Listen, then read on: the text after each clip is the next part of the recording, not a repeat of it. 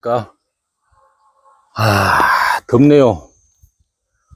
지금 35도를 육박하고 있는데 한낮에 이제 가온을 나온 이유가 방제 작업을 다 끝내고 이제 또 서울로 또 일터로 올라가야 되기 때문에 잠시 그 텃밭을 가꾸는 구독자님 질문에 대해서 제가 몇 가지 언급을 해 드리려고 이렇게 지금 영상을 찍고 있습니다.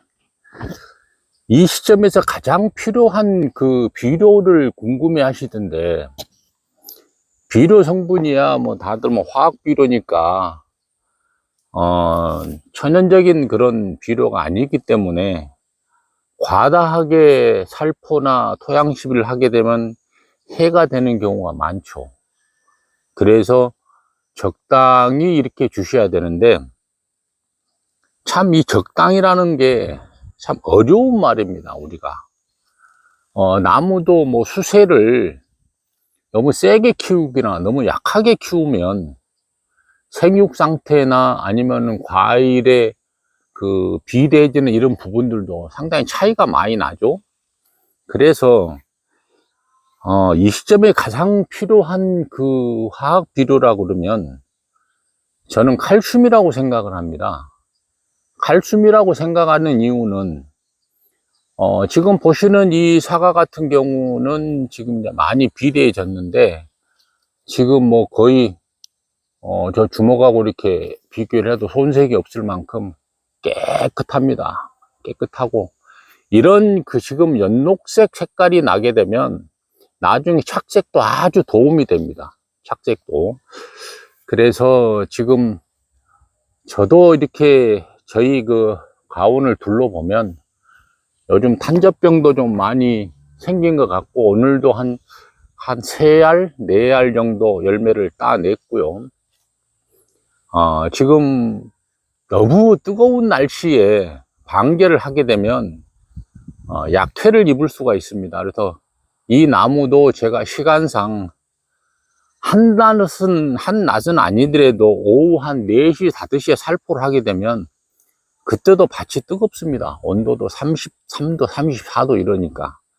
그래서 오늘 아침에는 4시에 나와서 이제 약을 이렇게 살포를 했는데, 저는 이제 가수원이 한 2,000평 정도 되는데, 두 군데 뭐 그냥 서너 시간이면 방제가 다 끝나는데, 어제 오늘 이틀 이렇게 방제를 했습니다. 이유는 너무 뜨거운 날씨에 방제를 하게 되면 나무가 이렇게 이파리가 약해를 입을 때도 있고 좋은 점보다 안 좋은 점이 많습니다. 그래서 새벽에 방제를 했고요. 조금 전에 언급을 해드렸듯이 이 시간에는 제일 지금 중요한 시기가 칼슘이라고 생각을 하는데, 칼슘은 우리가 그 당도하고 과일의 이 단단함, 이런 것 때문에 이제 칼슘을 많이 살포를 하죠. 이것도 가원의 특성상 이렇게 봐서 한 2, 3회 정도 이렇게 살포를 해 주시는 게 좋은데, 어떠신 분들은 칼슘을 뭐 3회, 4회 이렇게 이상 치시는 분들도 있고, 모든 게 자기 가원에 그 맞게끔 밭에 맞게끔 살포를 해 주시는 게 가장 중요한 점인데, 그게 어렵다는 거죠. 몇 회를 해야 될지, 얼마를 해야 될지. 그래서 참 그런 부분들이 어려운데, 오늘은 제가 초산 칼슘, 염화 칼슘, 질산 칼슘에 대해서 비료 시기는 언제고 어떤 목적으로 하는지 그 부분을 잠깐 언급해 드리겠습니다. 탄산 칼슘도 석회 비료인가요? 이렇게 물어오는 사람들도 있어요. 근데 당연히 탄산 칼슘은 제일 중요한 게 뭐냐면 물에 녹지 않아요. 물에 녹지 않으니까 아무리 이걸 방제를 하든 해도 효과가 없다는 거죠. 물에 녹지 않는 걸 어떻게 방제를 하겠습니까? 그리고 다만 영양적인 측면보다는 물리적으로 이런 햇빛에 이렇게 열매가 노출이 되게 되면 지금 같은 이런 시기에는 일소 피해가 올 수가 있습니다. 그래서 일소 피해나 엽소 현상을 예방하는 용도로 사용하는 것이 좋지, 이게 탄산칼슘을 함부로 이렇게 살포를 하는 건 아닙니다. 그리고 오늘의 그 주제 포인트는 과실의 경도를 높여주는 초산칼슘, 염화칼슘, 질산칼슘에 대해서 알아보겠는데, 질산칼슘을 마그네슘과 이렇게 같이 섞어 써도 되나요? 이런 질문도 있었어요. 근데 지금 시기에 가장 많이 사용하는 것이 황산고토와 질산칼슘이다 보니 두 개를 혼용하려고 이렇게 물어보시는 분들이 굉장히 많아요. 하지만 유독 섞어서 사용하는데 제약이 많은 것이 석회비료입니다. 그래서 단용살포를 하시기를 권장해 드리고, 딱 두 가지만 기억하시면 됩니다. 황산, 인산, 이런 게 붙은 아이들은 쉽게 말해서 붕산하고 혼용을 하면 안 됩니다. 서로 엉켜서 침전물이 되기 때문입니다. 우리가 좋다라고 이렇게 혼용을 했는데 서로 엉켜버리면 효과가 그만큼 반감이 되는 거죠. 그래서 두세 번 나눠서 사용한 것이 얼마나 힘든지를 압니다.